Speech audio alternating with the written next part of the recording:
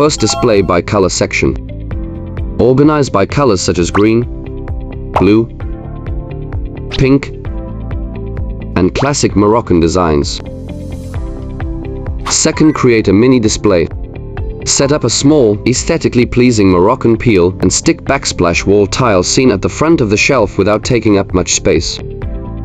Third, video display. Use video players to show installation and wall transformation videos for Moroccan peel and stick backsplash wall tile. Fourth, QR code tips. Convert the installation and transformation videos into QR codes that customers can scan to watch instantly. Fifth, knowledgeable staff. Ensure that sales staff are familiar with Moroccan peel and stick backsplash wall tile to provide instant answers and product introductions to customers. Follow me for more ways to boost product sales.